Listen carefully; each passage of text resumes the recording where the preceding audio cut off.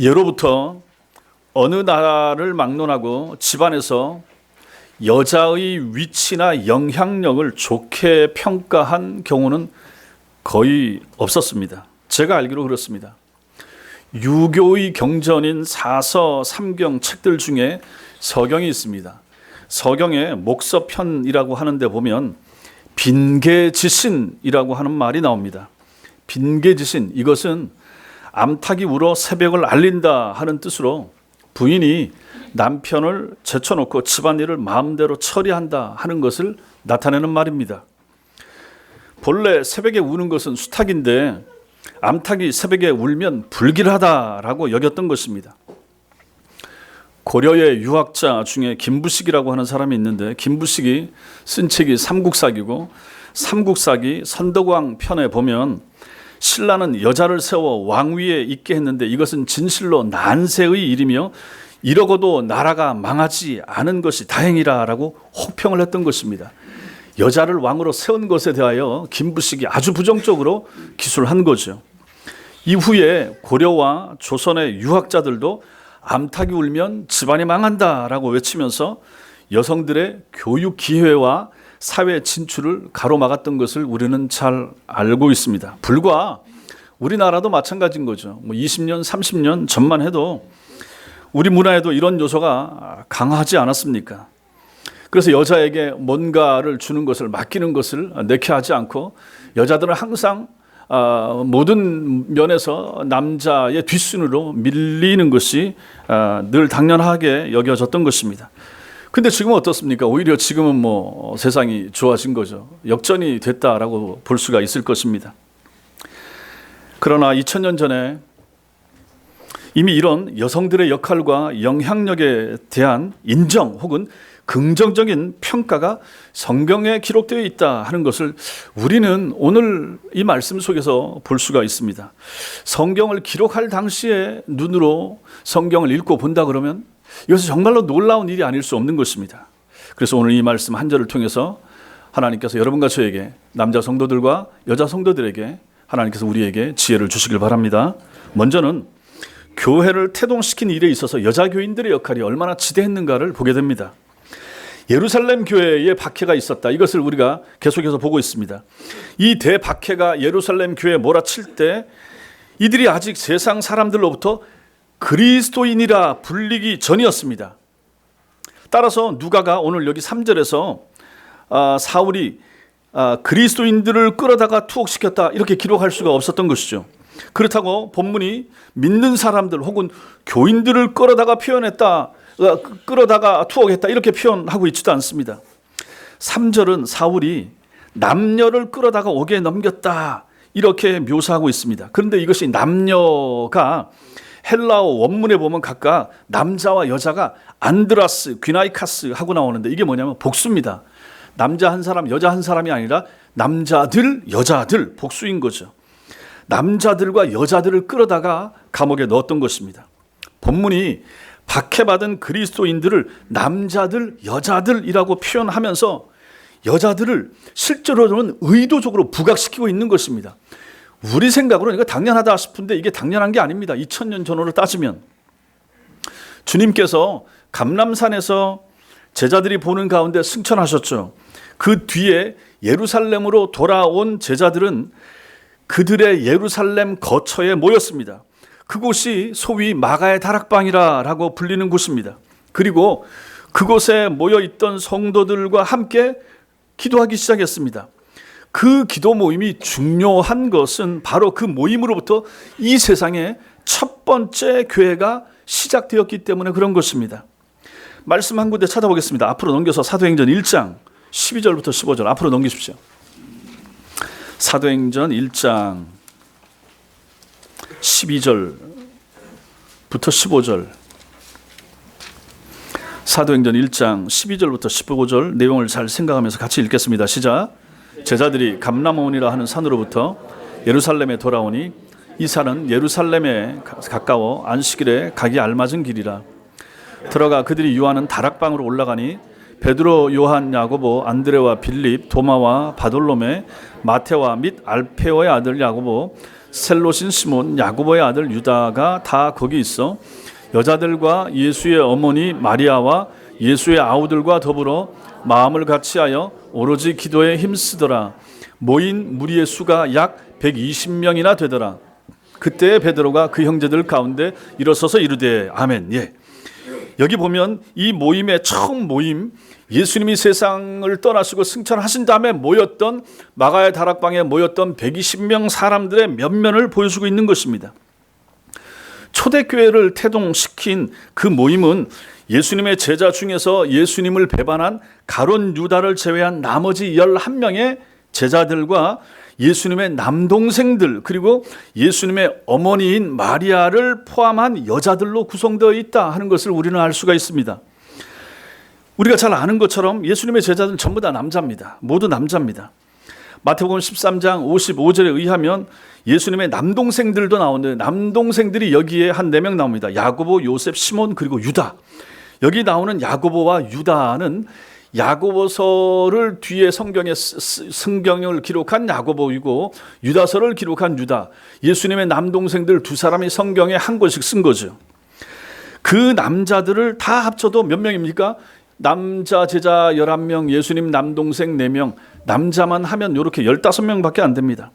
그곳에 모인 사람들의 총 수가 120명 정도였으니까 신원이 밝혀진 남자 15명을 제외하면 나머지 대부분은 예수님의 어머니 마리아와 예수님의 여동생도 한 2-3명 되거든요. 이름이 안 나와 있지만 포함해서 전부 다 나머지는 다 여자였을 것이라. 만약에 이름이 드러나지 않은 남자도 만약에 있었다 그러면 그 몇 명이나 더 있겠습니까? 한 5명 정도 다 잡아도 남자들은 많아야 20명, 나머지는 다 뭡니까? 다 여자들입니다. 그 여자들이 구체적으로 어떤 여자들이었는지를 밝혀주는 단서가 또 성경에 나옵니다. 예수님께서 십자가에 못 박혀 돌아가신 현장의 상황을 기록하고 있는 부분인데 찾아보겠습니다. 마가복음 15장입니다. 사도행전에서 앞으로 넘기셔서 요한복음, 누가복음 앞에 마가복음 15장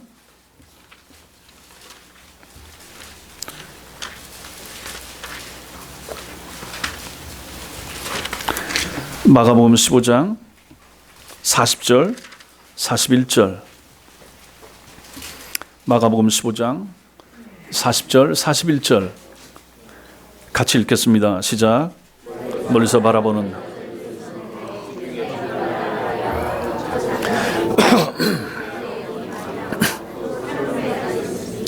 이들은 예수께서 갈릴리아에 계실 때 따르며 섬기던 자들이여 또 이외에 예수와 함께 예루살렘에 올라온 여자들도 많이 있었더라. 여자들도 많이 있었더라. 예수님께서 십자가에서 구원을 성취하시기 위하여 갈릴리를 떠나 예루살렘으로 향하실 때 예수님을 쫓아 예루살렘까지 따라온 여기 우리가 읽었던 많은 갈릴리 이런 여인들이 있었다 하는 것입니다. 따라서 초대교회의 구성원 대부분을 차지한 사람들은 누군가? 남자들이 아니라 여자 성도들이었다 하는 것을 우리는 알 수가 있습니다. 이처럼 교회의 역사와 사도들의 행적을 기록한 이러한 사도행전 1장에서부터 초대교회를 태동시킨 구성원의 대부분들이 누구인가? 여자였다 하는 것을 우리는 성경에서 분명히 확인할 수가 있습니다. 그러므로 우리는 여자 교인이 교회 안에서 중요하다 하는 것을 또 발견해야 됩니다. 생각을 해보십시오. 성경이 3,400년 전부터 지금으로부터 3,400년 전에 기록되기 시작해서 1900년까지 약 1,500년에 걸쳐서 성경이 기록됐습니다. 오늘의 시점에서 보자 그러면 성경은 아득히 먼 옛날에 기록이 된 책이죠. 따라서 성경이 전하는 이 메시지의 내용을 정확하게 파악하기 위해서는 우리는 오늘 우리의 시점에서 성경을 읽는 것이 아니라 성경이 기록될 당시의 상황을 이해하면서 성경을 읽으셔야 된다 하는 것입니다. 우리나라도 마찬가지였지만 옛날 유대 사회도 역시 가부장 중심의 사회였습니다. 한마디로 남자, 그것도 성인 남자 중심의 사회였습니다. 그 정도가 얼마나 심했든지 여자와 아이는 아예 사람 축에 끼워주지도 않던 시대였습니다. 그와 같은 극단적인 남성 중심의 시대 상황 속에서 성경이 기록이 되었는데 그런데 이 성경은 여자와 관련해서 그 시대 관점에서 본다면 대단히 중요한 사실들을 우리에게 알려주고 있습니다. 마태복음 14장 21절에 보면 거기 오병이어 기적, 우리가 잘 아는 오병이어 기적, 예수님께서 떡 5개와 물고기 2마리 가지고 많은 사람을 먹이신 그 기적이 나타나고 있습니다. 여기 표현에 보면은 예수님이 여자와 아이 외에 남자만 5,000명이 먹었다, 이렇게 기록을 하고 있습니다. 오늘날의 관점에서 보면 이 구절이 어떻게 되겠습니까? 여자는 수에 포함시켜주지도 않은 대표적인 여성 비하 구절, 이렇게 생각할 수가 있을 것입니다. 여자는 숫자를 안 집어넣고 여자와 아이 빼놓고 남자만 5,000명이다, 이렇게 이제 묘사하고 있으니까 말이죠. 그러나 2000년 전 당시의 관점에서 이 말씀을 본다 그러면 이것은 여성 비하하고는 전혀 상관이 없는, 오히려 그 반대가 된다 하는 내용을 우리는 알 수가 있는 거죠. 당시 관습으로 보면 어떻습니까? 그곳에 여자가 있었다 말 자체도 할 필요가 없었던 거죠. 여자는 있어도 있지 않은 것과 같은 시대에 살고 있었기 때문에 그런 것입니다. 그런데도 굳이 복음서는 여자를 언급하고 있는 거예요. 여자와 아이 외에 성인 남자가 5,000명 있었다라고 증언하는 거죠. 그만큼 이것은 여자를 무시하는 것이 아니라 여자를 이때부터 이미 존귀하게 간주하고 있었다 하는 내용이 되는 것입니다. 그것은 여자와 아이의 숫자가 성인 남자 5,000명보다도 훨씬 월등하게 많았다라고 하는 것을 그 당시의 표현법으로 기록을 하고 있는 거죠. 중요한 것입니다. 여러분, 또 복음서는 예수님께서 십자가에 못 박혀서 돌아가시는 그러한 고난의 현장을 끝까지 지킨 사람들이 여자였다 기록을 해주고 있습니다. 예수님께서 돌아가신 지 사흘째 되는 날 새벽에 예수님의 무덤을 처음으로 찾아가서 예수님의 부활을 최초로 목격한 부활의 증인들도 여자였다, 성경은 빼놓지 않고 세밀하게 기록을 해주고 있습니다. 2000년 전 시대 상황 속에서 이러한 내용들은 단순한 어떤 사실의 전달만 보여주는 것이 아니라 예수님의 고난과 부활의 현장에 있었던 여자들만, 그들만 참된 신앙인으로 거기에 참여하고 있었다 하는 것을 보여주는, 오히려 강조하는 내용이 된다 하는 것입니다. 보십시오. 그 잘났던 예수님 제자들, 남자들은 거의 다 도망가고 없습니다. 예수님의 못 박히시는 그 현장, 그 밑에, 십자가 밑에 있었던 사람들은 없었다 하는 것입니다. 사도 요한 정도나 그 막내 정도만 거기 있었고 나머지 그 잘난 남자들은 다 도망가고 없습니다. 예수님이 부활해서 일어난 그 새벽 현장에 찾아갔던 그 자리에 있었던 사람은 여자들이 먼저였습니다. 그리고 가서 사도들한테 알리니까 그제야 베드로도 달려오고 하는 것을 성경이 우리에게 보여주고 있지 않습니까? 이것은 여자들의 신앙이 탁월하고 훌륭했다 하는 것을 보여주는 성경의 기록법이 되는 것입니다. 사도행전 1장 13절에서 초대교회 모태가 되었던 이 기도 모임의 장소, 아까 마가의 다락방이라 그랬죠. 사람들은 일단 일반적으로 이렇게 부르는데 그것은 마가의 집이었기 때문에 그렇습니다. 예수님께서 돌아가시기 전 제자들과 최후 만찬을 가지신 곳도 여기일 것이고, 제자들의 발을 씻겨주시면서 마지막 유언 같은 말씀을 남기신 곳도 여기, 그리고 오순절에 성령께서 강림하셨던 집, 그 집도 바로 이 집인 것입니다. 좀 부유했죠. 120명 이상 모일 수 있는 공간이었으니까 넓고 큰 집이었던 것이죠. 그런데 성경은 이 역사적인 이 중요한 집을 여러분과 제가 흔히 아는 것처럼 단 한 번도 마가의 집이라 부르고 있지 않다 하는 사실을 알 필요가 있습니다. 사도행전 12장 12절을 보면 그 집을 뭐라고 부르는 줄 압니까? 마가의 어머니 마리아의 집이라, 이렇게 부르고 있는 것입니다. 마가의 아버지가 먼저 세상을 떠났을 수 있습니다. 그러면 마가의 어머니는 과부죠. 유대사회 관습상 그 집은 당연히 부인에게 상속되는 것이 아니라 아들에게, 남자에게 상속이 되고 소유가 되는 것입니다. 그렇지만 성경은 그 집이 마가의 집이 아니라 유독 마가의 어머니인 마리아의 집이라고 이렇게 언급을 하고 있다 하는 거죠. 주님을 위해서 그 집을 제자들에게, 그 당시 사람들에게 제공했던 사람이 그렇다면 마가가 아니라 마가의 어머니 마리아였을 가능성이 많다 하는 것입니다.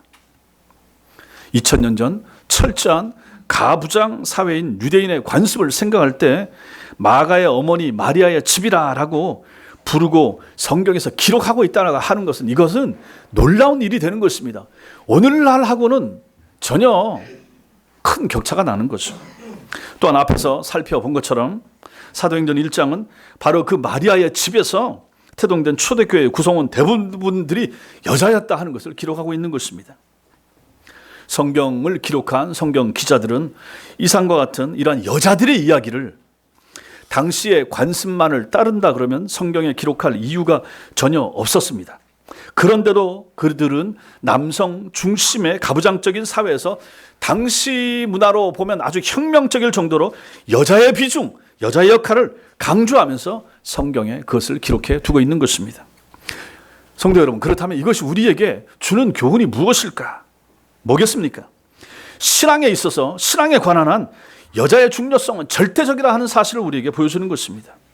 신앙의 깊이에 관한 한 여자의 신심, 여자의 경건성, 이것은 남자보다 훨씬 깊다 하는 걸 우리에게 보여주는 거예요. 경건한 여자들의 있음으로 초대교회가 교회답게 태동될 수 있었다 하는 것을 보여주는 것입니다. 이것이 마가의 어머니인 마리아의 다락방에서 시작된 초대교회의 성장을 증언하는 사도행전 5장 14절의 내용이 다음과 같이 기록되는 이유입니다. 거기 보면 믿고 주께로 나오는 자가 더 많으니 남녀의 큰 무리더라 이렇게 기록하고 있습니다. 이 구절 역시 단순히 큰 무리라라고 말하지 않고 남녀의 큰 무리라 증언하고 있습니다. 이 구절 또 원문에 보면 남자들과 여자들의 큰 무리 이렇게 기록을 하고 있는 거죠. 2000년 전 관점에서 볼 때 여자들이란 단어가 굳이 별도로 들어가지 않아도 되는데 이것을 기록하고 있다라고 하는 것은 남자들보다 여자들의 수가 훨씬 많았다 하는 것을 여기서도 우리가 알 수 있는 거죠. 초대교회는 태동 당시에만 여자들이 많았던 것이 아니라 교회가 그 이후에 성장하는 과정에서도 항상 남자들보다 여자들의 숫자가 월등하게 많았다 하는 것을 우리가 알 수가 있는 것입니다. 그러니 우리가 교회의 역사에서 여자를 제외하고 이해를 하려고 한다 그러면 그것은 얼마나 어리석은 것이 되는가 하는 것을 알게 되는 거죠. 결국 우리나라 같은 경우도 이 땅에 150년 전에 기독교가 들어와서 우리나라를 정말로 개화시킨 거죠. 그 중심에 하나님의 말씀 성경이 있었다. 선교사들의 노력, 그리고 그때 뭐 공부도 가르치고 학교도 세우고 병원도 세우고 했지만 그 중심에 핵심에 하나님의 말씀이 있었고 그 말씀 속에 보면 이러한 여자들에 대한 이야기가 구약과 신약에 얼마나 많이 나오는가. 그런 말미암아 참된 문명의 개화는 시작됐다라고 보는 것도 결코 틀린 것은 아닐 것입니다. 여자 교인들은 어느 시대나 중요했습니다. 마지막으로 우리는 여기서 하나 더 볼 것이 있는데 그것은 신앙의 절개를 여자들이 지켰다는 것입니다. 신앙의 절개를 지킨 여자들의 모습을 볼 필요가 있습니다.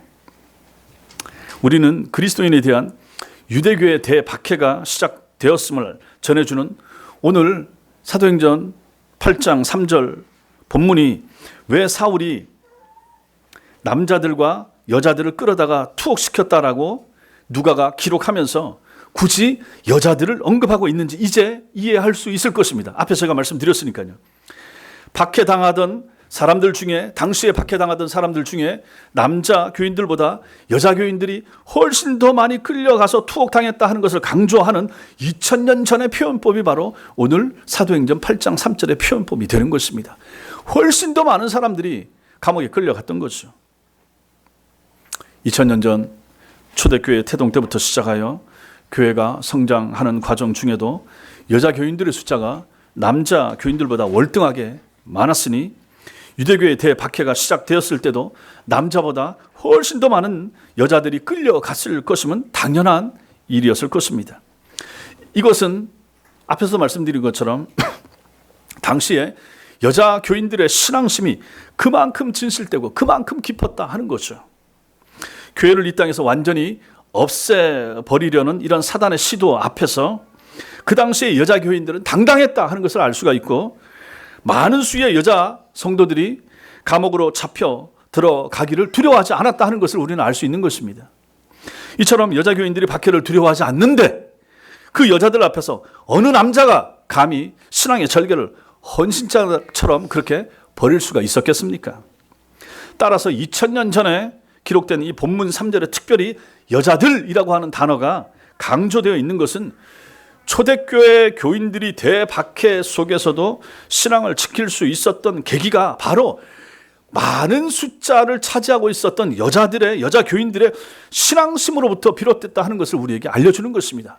결국 초대교회 그 많은 탁월한 남자 교인들도 있었을 것이고 남자 제자들이 대부분이었지만은 교회가 유지되고 교회가 교회답게 설 수 있었던 것은 그들로 인함이 아니라 탁월한 베드로가 있었고 사울이 있었고 그들의 영향력도 있었지만 결국은 그 교회들마다 그 지역 교회들마다 여자 교인들이 신앙이 있고 믿음 있는 여자 교인들이 교회를 세웠고 교회를 지켰고 교회를 유지시켰다 하는 것을 우리는 이 말씀을 통해서 확인할 수가 있는 것입니다.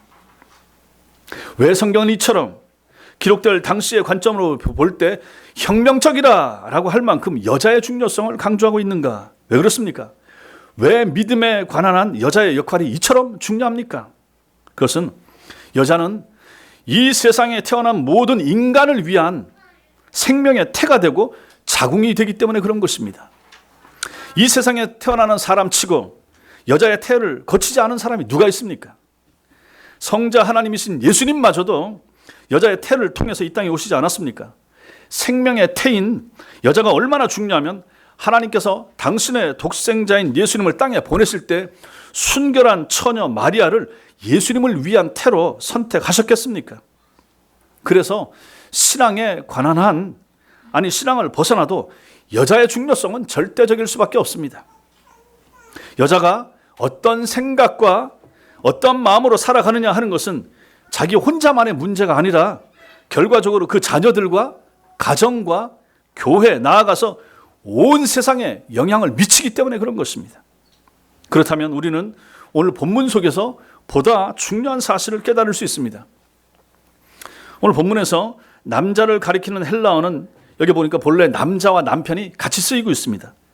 여자를 가리키는 헬라어 단어도 여자와 아내를 동시에 의미하고 있습니다. 따라서 여기서 누가가 기록하면서 사울이 남자와 여자를 끌어다가 감옥에 넣었다라고 하는 것은 남편들과 아내들을 끌어다가 투옥시켰다 하는 의미가 되는 것입니다. 이것은 얼마나 중요한 메시지입니까? 비율상으로 초대교회에 여자 교인이 남자 교인보다 훨씬 더 많았다면 그 아내들로 인해서 신앙을 지키게 된 남편들이 많았다라고 볼 수밖에 없으며 그들이 부부가 함께 감옥에 들어갔던 것으로 봐야 됩니다. 박해를, 핍박을 두려워하지 않았던 아내들이 박해를 두려워하지 않는 남편들을 만들어낸 것입니다. 그렇게 된 거죠. 역사적으로 아내와 남편 중에 신앙의 절개를 누가 더 잘 지켜왔습니까? 당연히 아내들이고 당연히 여자들입니다. 아내들로 인해서 믿음을 지킨 남편들이 많지 남편으로 인해서 신앙을 지킨 여자들은 많지 않을 것입니다. 오늘날도 마찬가지입니다. 남편 없이 홀로 신앙을 잘 지키는 여자들은 많이 있어도 교회 안에도 마찬가지입니다. 아내 없이 홀로 믿음 생활 잘하는 남자 성도들이 드문 것은 이거 오늘날 일반적이지 않습니까? 교회 안에서도 마찬가지입니다. 남자 교인이 혼자 나와서 신앙생활 잘 지키는 거 참 귀하지만 참 힘든 거죠. 그러나 아내가 나와서 남편과 함께 신앙생활 잘하고 하는 것은 너무너무 중요하고 또 그런 가정들은 또 잘 모이고 또 잘 성장할 수밖에 없습니다. 이게 현실입니다. 이런 현실은 아내가 신앙의 절개를 지키는 한 남편은 아내의 내조를 통해서 견고한 신앙의 사람으로 자라갈 수 있다, 살아갈 수 있다 하는 것을 우리에게 그냥 보여주는 거죠. 일반적으로 보여주는 거죠. 그래서 아내가 중요하고 여자의 신앙이 중요하다 하는 것을 우리는 여기서 깨닫게 되는 것입니다. 여러분, 일제시대에 신사참배를 거부하다가 감옥에서 돌아가신 옥산 주기철 목사님을 우리가 잘 압니다. 순교자의 대표적인 분이 되는 거죠. 그분으로 인해서 끊어질 뻔했던 한국교회의 정통성이 지켜질 수가 있었습니다. 그러나 그분 역시 인간인 이상 왜 마음이 흔들릴 때가 없었겠습니까? 감옥에 갇혀 있는 동안에 사랑하는 아내와 어린 자식들을 생각하면 왜 마음이 약해지지 않았겠습니까? 항상 악한 사람들은, 항상 고문하고 하는 사람들은 가족을 협박하고 가족을 가지고 위협하잖아요. 일제 순사들이 그러지 않았겠습니까? 그럼에도 불구하고 주기철 목사님이 끝까지 신앙의 절개를 지킬 수 있었던 것은 그분의 아내 오정모 사모의 내조 때문이었습니다. 오정모 사모는 남편 주기철 목사님이 주님을 위해서 죽을지언정 처자식 때문에 주님을 배신하지 않도록 끝까지 남편의 신앙을 도왔던 것입니다. 남편은 아내의 그 결연한 신앙에 힘입어 주님을 향한 신앙의 절개를 지킬 수가 있었고, 마침내 이 주기철 목사님은 주님을 위해서 순교함으로 자신과 교회를 지켜냈던 것입니다. 이것은 한국 교회 역사가 기록하고 있는 바고 우리 모두가 잘 아는 내용입니다.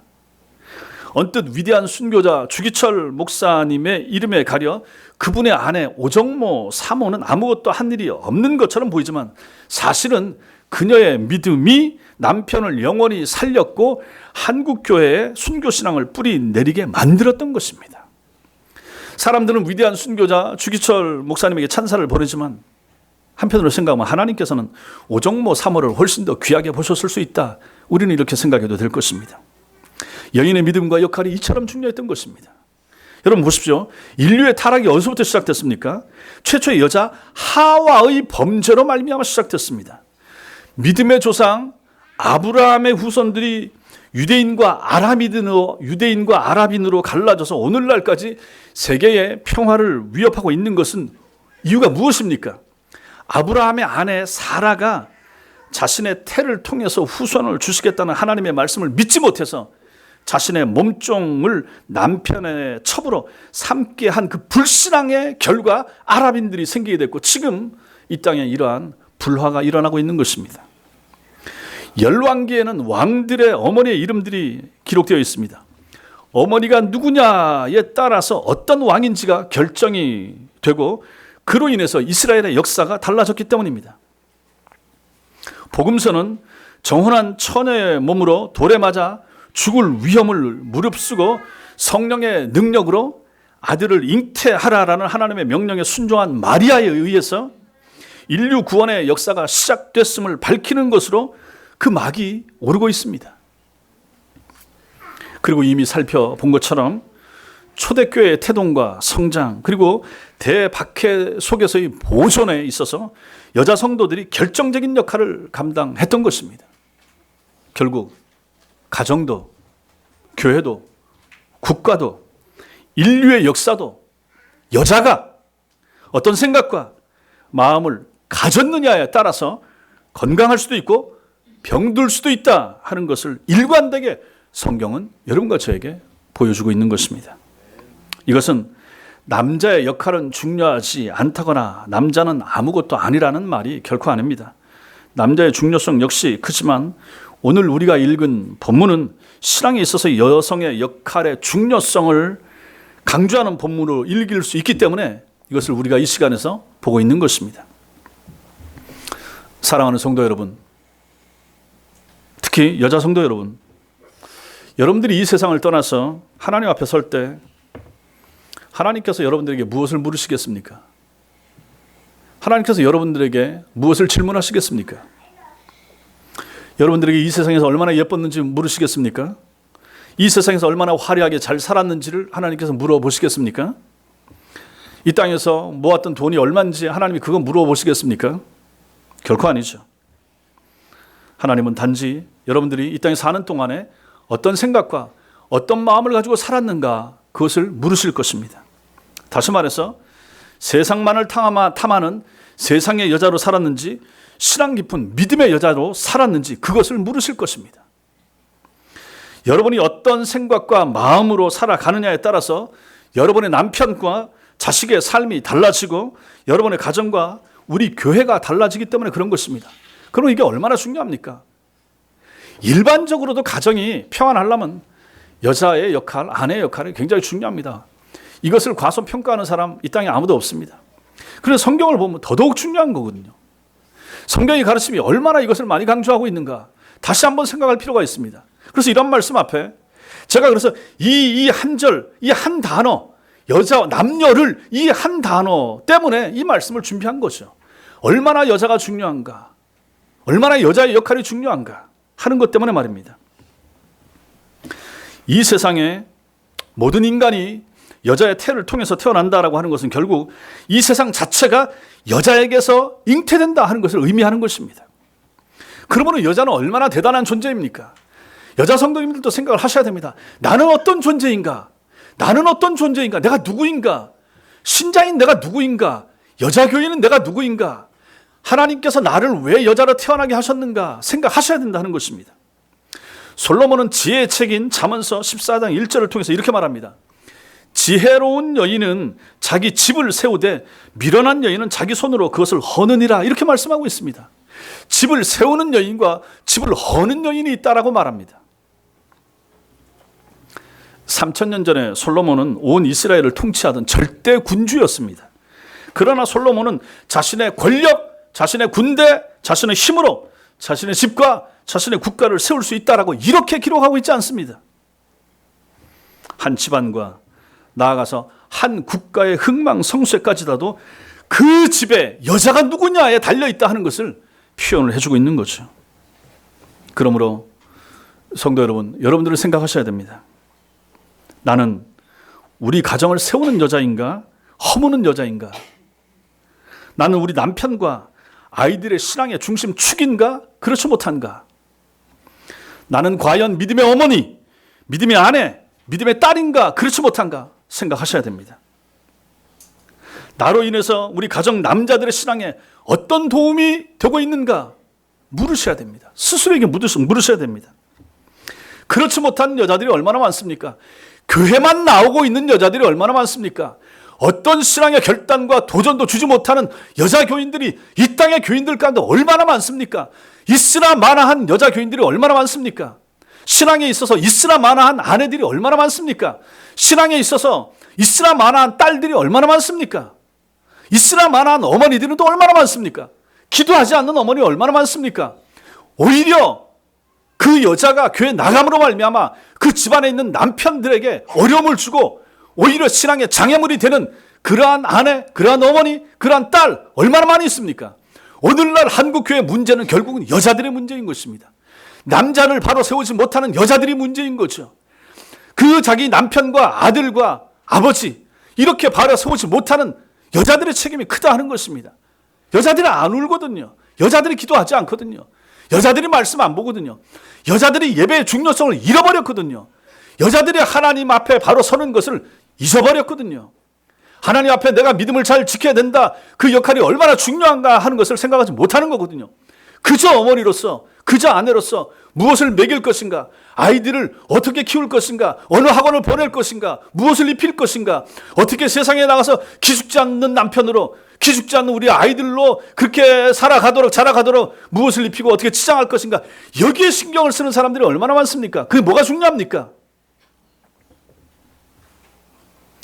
이러한 알지도 못하는 바이러스 하나에 온 세상에 벌벌 떨고 밖에 나가지도 않고 이렇게 하는 이러한 시대에 정말로 견고한 신앙을 가지고 우리의 가정을 세우고자 하는 그런 의식을 가진 그런 믿음 있는 여자들이 도대체 얼마나 됩니까?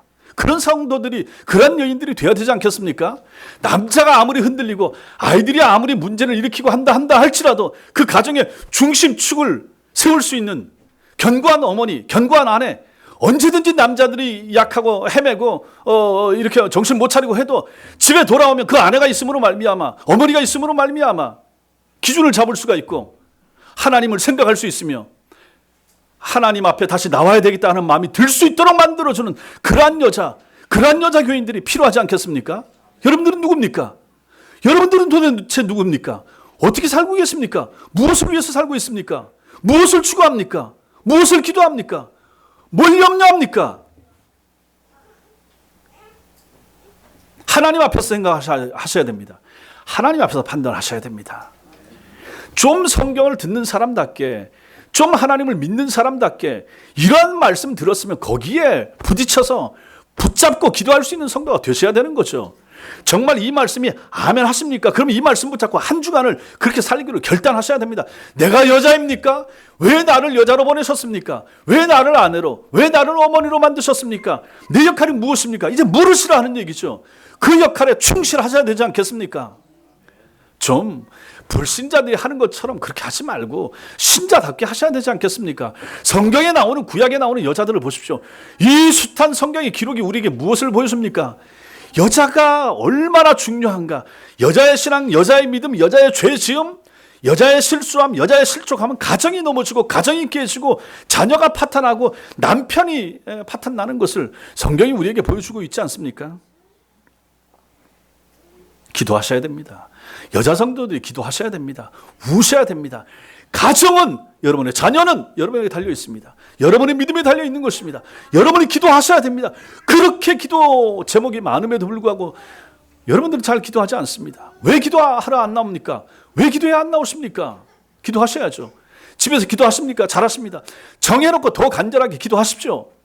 하나님이 하셔야 됩니다. 여러분의 돈과 여러분의 관심과 여러분의 발품을 풀고 이것저것 도와주고 가정을 돌보고 남편과 아이들을 돌보는 거 잘하는 거지만 그보다 앞서 기도하셔야 됩니다.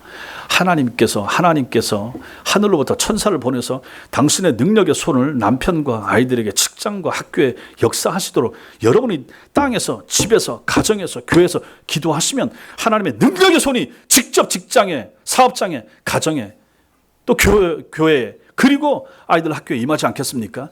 그 가장 빠르고 가장 합당한 방법을 구하지 아니하고 왜 땅에 있는 것을 가지고, 땅에 있는 것만 가지고 추구하고 따라가려고 애를 쓰십니까? 그러지 말라 하는 것입니다. 여자 교인들은 내가 그러한 신앙이 있는 믿음의 여인을 되기를 위해서 기도하셔야 됩니다. 하나님, 나에게 이런 믿음을 주옵소서. 내가 얼마나 중요한 존재인지, 내가 우리 가정에서 얼마나 중요한 존재인지, 내가 우리 자녀들에게 있어서 얼마나 가치 있는 존재인지 확인하게 하시니 감사합니다. 내가 그 역할을 이 땅에 살아있는 동안 잘 감당할 수 있도록 주님, 내게 은혜를, 내게 믿음을 주옵소서라고 오늘부터라도 기도하셔야 됩니다. 그래야 여러분의 자신 또 가정 살릴 수 있기 때문에 그런 것입니다. 남자 성도들도 생각하셔야 됩니다. 남자 아이들, 우리 주일학교 아이들도 마찬가지고 남자 청년들, 우리 중고등학생들도 마찬가지입니다. 이러한 신앙의 여인을 만나기를 소원해야 됩니다. 그러한 기도가 필요한 것입니다. 그걸 두고 기도해야 됩니다.